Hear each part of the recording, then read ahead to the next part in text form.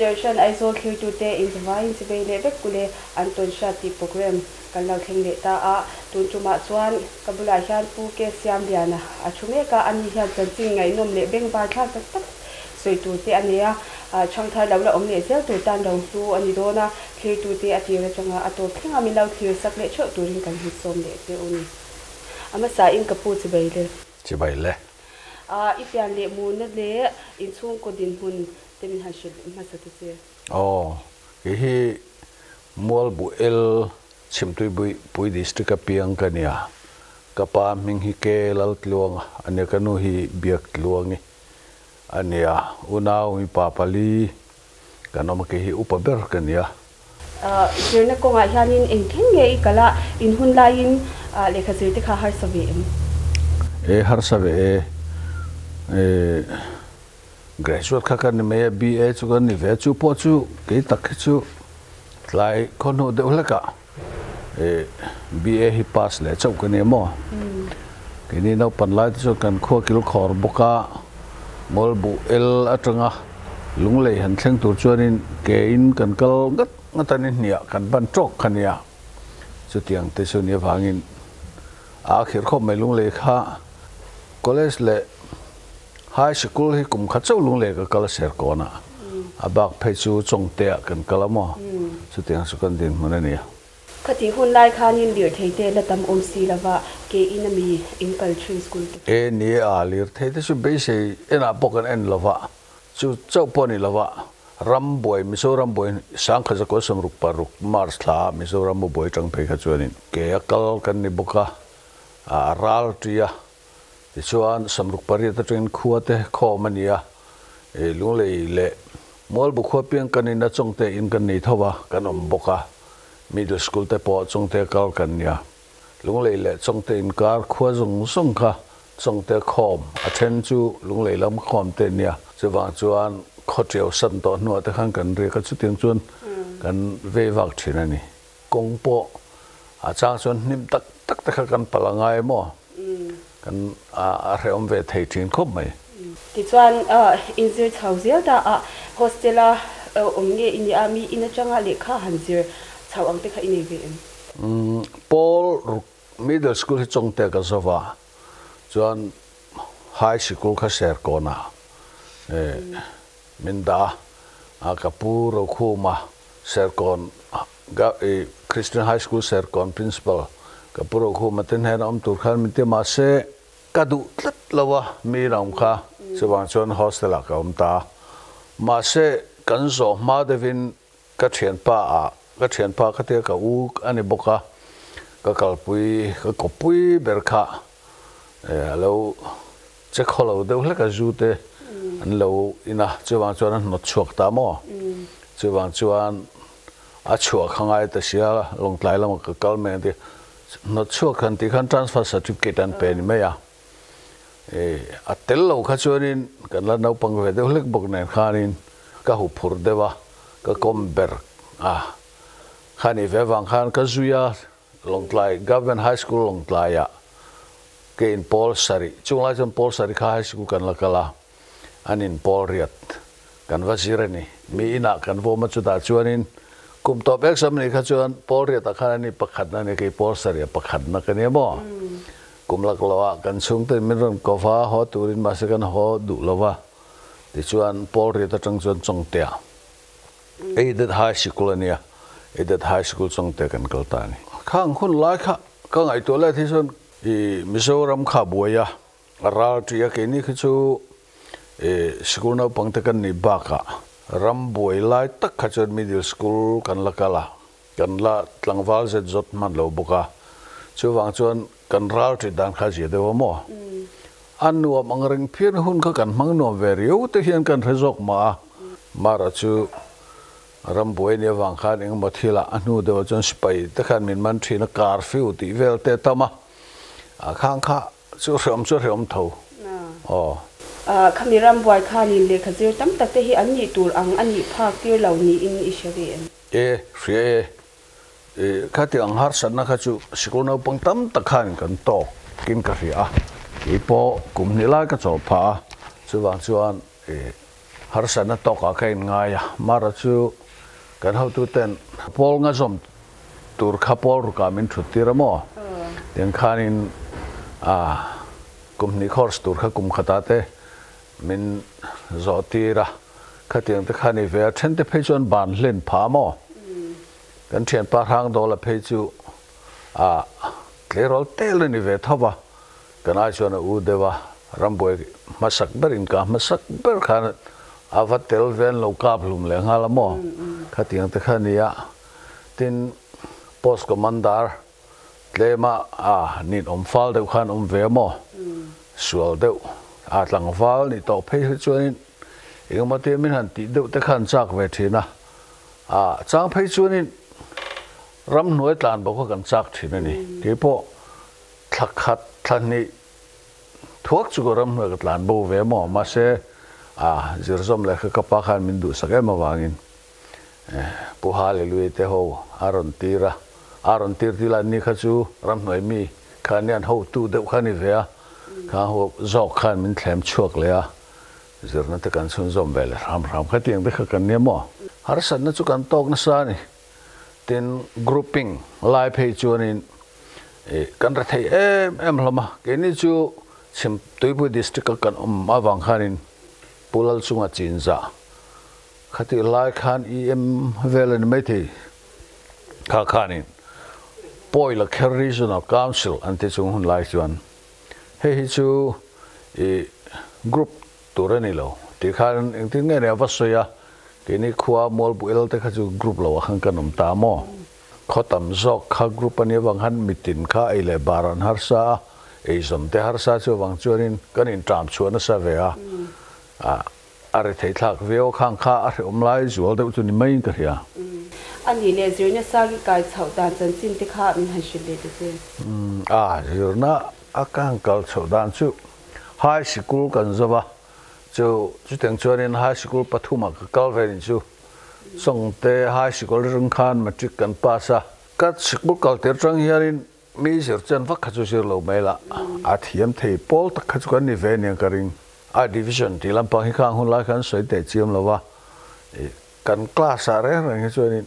ka ti chet do pen pakhat na hi kan ve rim phrim mo chuan kan ho tu te po hen mi han reve view zela tiang chu ni pol ko kan ni khanin hey mi pui hian khom thina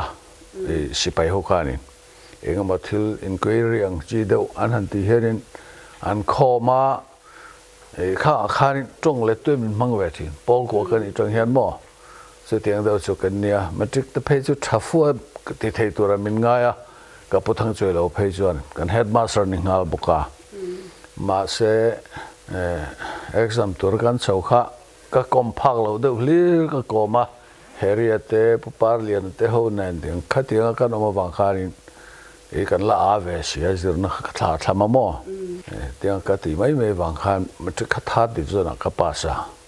chen te chu tha di zona pass po khanan lo mania e chu ka puthang kharin puting ate na min kowa min how zir non leng e ti mai me yom min tia tiang te khani ve mar chu zir non le tak phei chu om lova college kha chu lunglei college a khan kam zom ve ta chuan kan hun la kha chuan science department lam kha PUB kan ti memo pre university ve thau khania chuan arts awma chongte high school tang khan kele buanga kha science department kan lu da kan principal pudar chon khan chongte aided high school chuak science kan la tur min ring lo ni mo min ring lo khop me mar chu ka tha chiang mai thi mi som ni pariat vel kan no kan class a khan he ni pani kha atopa kan char char ni mo maro chu ka pu khani e line ka hia science drop ro mi ti tlat maya thil kha angai dan hi a keng ko ve thin boxia chuan kum a thathum vel nuwa cha khang kein le ta mo kha zirna ko a hianin tlem chen min du sak tu per ka pu khani reng lai khan ati fulo ni veng ka ria kan thiam po ni chong lo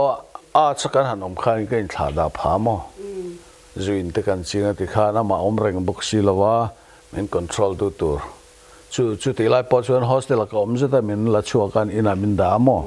ข้าที่ยังเวลข้านี่ฟังข้านี่อาเรียนเราข้านี่สุรข้านาเตกันดีลเวียนาข้าละตามข้างละแค่จุนิน employment exchange สักแค่ register ละส่วนจุมิชัวรวกันถอพักตอกเตะค่ะ soil demonstrator อะไรก็ยังเชื่อคลิง appointment มินเปก็จมตะเลมแล้ววะ LDC เหตุการณ์ district jail อะไรก็ยังเชื่อคลิงก็จมตะเลมแล้ววะ middle school สุดที่ตัวกดีลเลยส่วนเวทีfield assistant กดีล training ตัวนี้มินก็ว่ากุมกูรักันสุด trainingกุมจันเวสก็สุวมันมาเส middle สุดที่ตัวกันดีลเขาเราชัวกันคลิงเลยเสียก็ชัวเลยได้มั้งสุดที่ตัวเขาก็จมตะโจกข้าที่ยังเวลข้านี่ที่ส่วน BA pass เหล่าขัน PUC เจ้าข้า passin สุดที่ตัวส่วนก็ลุตตาBA ข้า pass ข้าจุดไล่เขาโนเฟียข้าหันติดทะเลสมควรเลยปันนิกุมาข้า pass เวลไม่เจ้าข้านี่ซึ่งแต่เพย์จุดสิเลบัสพอร์ตเชียงมังเหล่าขันินข้าหันเบียเลขาเชียร์ที่ข้าก็รู้ทัดเส้นสัตว์ข้าหนาวที่น่าที่ก็อมกวลที่ขันมินหาวงำวักเหล่าเวบุกแนนขันินก็มุฮิลเซ่เลขาก็จุดที่ตัวเราก็ BA pass ด้านนี้จู่เริ่มสั่งงานเซฟแต่ไม่ละเสียดนั่นตักจังพาสปอร์ตนี่ยังเก่งเท่าไหร่ฮับมีเดลสกุลจังไฮสกุลคอลเลจสักการสิไลเองอิงก์มอ poetry เตะ pro section เองอิงก์มอทูกัฟอนโฮอันที่นั้นอับราฮัมลิงคอนันเจติสบักขันมูลาทุสัยแต่ข้ามอข้างแต่ข้ากัฟองก็แค่นี้ไงน้องมิกติยาไฮสกุลกันกลายa letter to Indra on her birthday, an anthology of English prose and poetry, and that then on Man Eaters of Kumon, the Jim Corbatan Sake Hue Bei Chung Chang, well, Kang, may make at Kanin, Pural Zola, Kilai lecture, the Karim, Mindu Sak, Bakalo, senior Mantosia. The May Mero, in Paswana talk, not talking it to he. Châu lên mấy thì các đá đón bộ khai ấy xíu lẻ rồi là đá sụp mình tiếc thì看các thì mấy mà xin ăn tết rồi các in siêu pass về Harmony in hun laya le khazir har saddan tur han ngai to tun din hin kheng the hi I chuan om hle in kan sha tun lai chang thar le khazir tam tak te po hian I chan chin I soya chang hianin chauna lian tham tak le zir tur tam tak an nei in ka sha so la dang han in so leila zirti tu ni kha itun reng te ni en ni han lo na hi tum big bo kan lo khati lai khan mo amar ju ka tuina chu science le mathematics subject in ver him chima kan zir sang lo na high school da kan hai geometrical portion tiang vel ta kha chu by heart ngai lo ka en hian ka thiam hal do ve men ken fia mo en khan in mathematics te ni sela by heart ngai lem lo chi khát tiếng khát cái nom cái tí zong anh em mo tí bốc cái tí thay viên cái cái mà to cả chuan mà rồi chú khát tiếng khát ni mấy là giật tiếng tu phim chứ cái tum hẳn là vậy mà sẽ gần một em chăn to khát ni ta cả chuan nên gần thọc về chu ni mấy à cái thọ chung hiện quan chok but in science like mathematics on ni lo mathematics subject cái là nghe mo pension don này to Headmaster hem promote kan ya min mai thina mass promotion tivel alo ni to nu te khanin promote ve to tur kan ila khan sewangin Headmaster kan ni harvia wa kan na top don na ya phejo in office amin etchamo office ka thok trina SDO ten po hen kan close take up mai mathematics le science lam pang kha itui te me sia hita zirti tu lama in kal hi in chil thinin ka tui ya maro chu ka kong kha a kholo ve do hle ka mo pure science kan lak lai khanin chung te awa thu awang khanin ka drop ta sia siwa chuan arts lama kala ti khan BA te pokan pass lai khono ka pass ve ram kan ni ka ti kha tui mai la thil dang vak khati thei pon ni to chuang lem lo wa chu wang chuan in kain chir han chuang lo maro chu e na ka mu thuak chu khang khun lai khan kan thian te sei dang khan Naval Commission course antimea kha kan deal ve ni lungle hian Sunday a kan tlan sia ka e throm loi mol khi du bi mol an ti thina mo hilai khi kan tlan huala rin ai an chaw rang rang thian te ho kha mi pathum che min ko ni ka the khami tum khan kal mai kha ka du de ke po khan ma se ke po khan an ngai nep le khopa uniform ha chi rang no pan lai trong ka du lo te kha ti mo a thui khong thei veng rang thin sia ka za thak do rum ka ta khan chu wang chu ka lo mai ten ka lo le ta bo ka mo cái gì đó em chưa lo, mà rồi chứ, cái thọ thiền to, cái này middle school ha, cái liếm thâu mấy thọ thu ở phía trên nên, anh ấy để số này đang hành cái lệ tay là, chỉ tu in nhị chung khai nên mình đang hành transfer thì khai in transfer thì cái này lâu khúc thì mấy lần in bang zo là samsari paruk, zun thà cái thọ trong nó mò, khang lại thì khai cho nên temporarily appointed thì khai này mà sẽ regular vek thâu khăn em mò, yang khăn cần luta, sari le pariata training turin, UCTTI and Titsupilation undergraduate training institute tiền anh em mò, lung lệ khăn cần training ở cùng nè, cái chuyện pa po van liền khá zo bọc khuya nè, khi làm thọ khá đủ lâu đủ phiêu nè khá, in thằng cần po xe tia mi khá so mà bị về ngang bốc xe kì anh em đã tất chúng khát hàng làm mình tiếp bốc lâu ni về rằng bốc cả cái này thằng ta ni lungsen ở trong in bang zo là chuan cho cái lungsen ở cái chục ta sắm riết January tha school trần hun dik ta hàng cái chục trần à chục trần cho cái son ta lâu ráng rằng mấy sắm quá lệ bằng ai ô sắm quá pali nghe pa cái chiang ta chỉ là wat là bunga headmaster turin min ron miền tia khang là cái chân appointment pe masalo khanin helai SDEO level vela trong khan min ti mai thina mo mà sẽ kan nu nen châu ông kha kan ne kan fanu hi fanu pakha châu kan ne ya ai so lama kan da ve boxia ama ha khati han ran kha a he dawa sewa chung ka zom talowa som ko paru ka khanin labunga bo khan min ti le ma se chu po chu ka zom le talowa chuan ko saria ro bung mun pia deu sulai sonin min ti le ma se ka zom talo zel sia sewa chuan luksena chung ka tling tla ta thaka headmaster promotion ka mu khanin lungsen middle school tro min da chawa ma se kum khat po ka omlo ni chu ka join ringota office amin attach box mo sikula le mai kha ngai ma se kan SDO khanin office tanga ka chu kha a wi ve na sa a chuwa chuanin ka han zomani mai ka thok lo office thok ka thoka ti chuan chumi kumla la chuan middle school wana min son thale a chu po director in headmaster chu office om rem tol hi nem atia chok tur khan min disia min thla citation te min pe kel kan talamo min ui reng view ma se min thla te kha kan SDEO khana va belea commission ni le omero se min te ka om le mo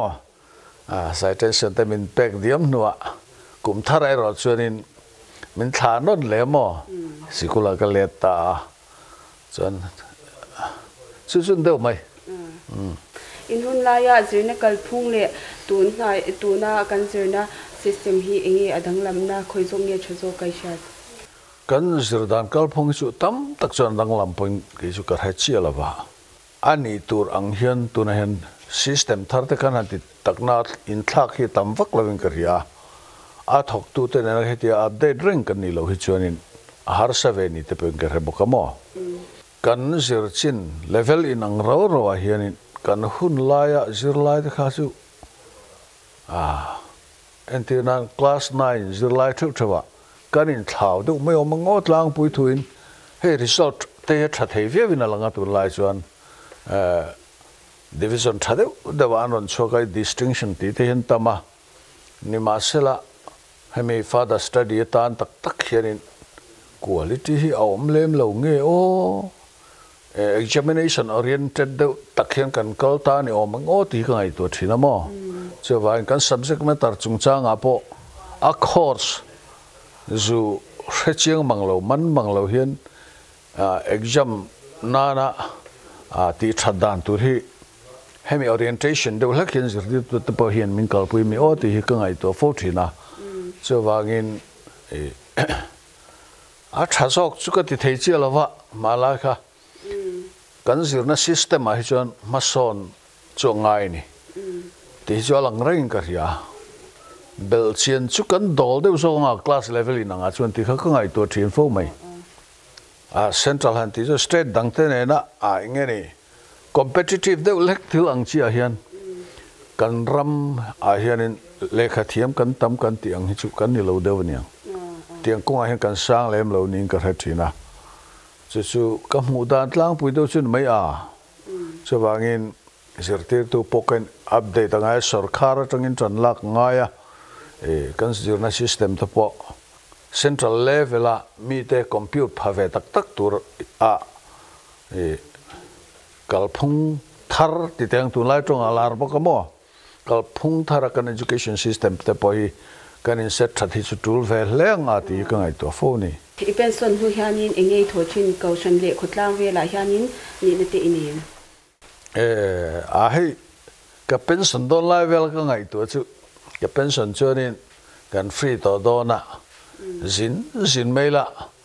khoi mo Mizoram po mon poi mo chirang rang te lo kwal veila ti chuan foreign te po hian tek ti te kha ka ngai to ania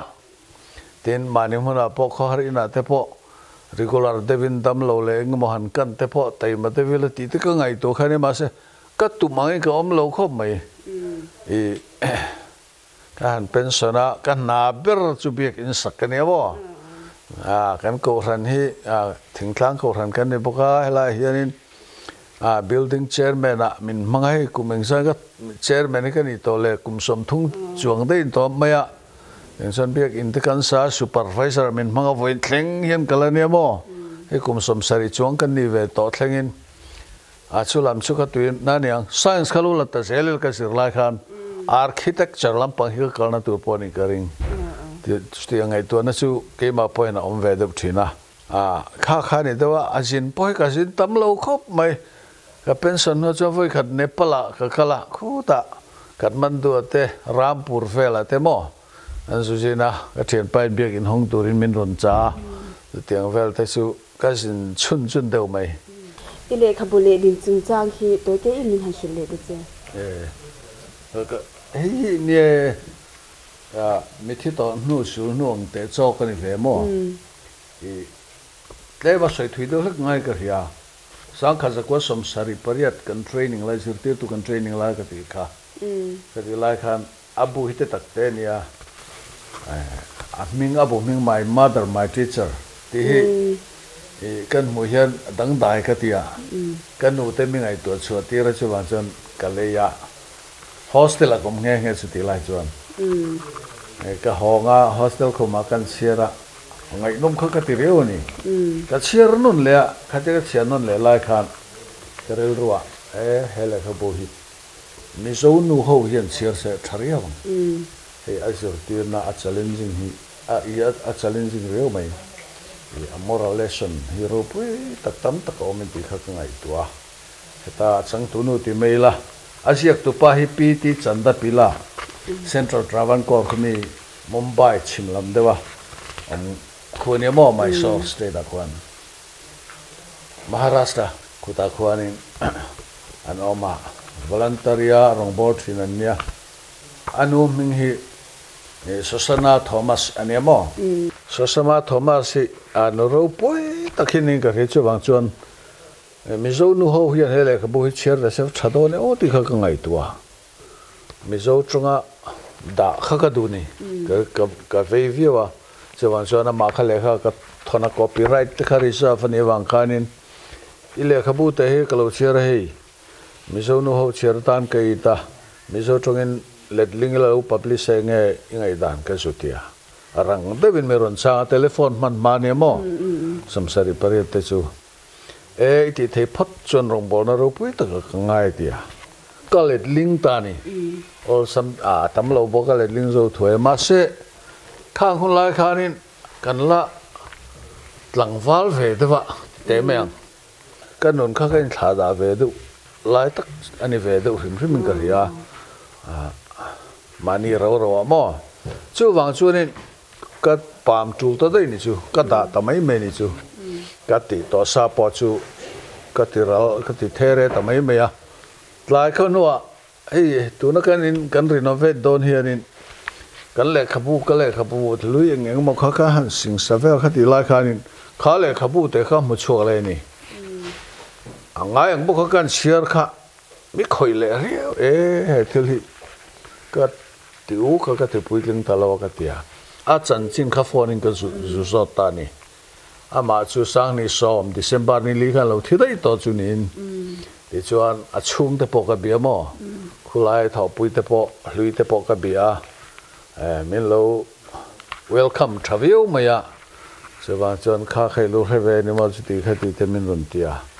en khanin an mani encouragement awang te po ni na lai oma ka ti le ta wat wat he man ala reilo man nia kan prina kan publish veta hai adar ve sa ong ren phian mara chu kom hi kita baptist printing press ka ti tira ka soi ang ani lo ong ren khop mai mo he lam he abu kom nunga akom cover nung lam he helai hla le lin heta da tur ka ti te poi chung la tian yang wel khania marchu athu chungai rengania a thabe khoping gari ka present che ai ka lom be hani kom le se te po cha ko ma se hun kan nga si lawa in kom ne hun thatak me ni sam sa ka ba gi kan lom ke po ka lom khop mai hei ngai to lok lo lam tak mai thil kan tonga thil han sei om le sei dan tok te thiam po harang ring ka ringa mara cheng poni sela hetiang amero interview te tla thi avan nei thak ka ti lom thu ka se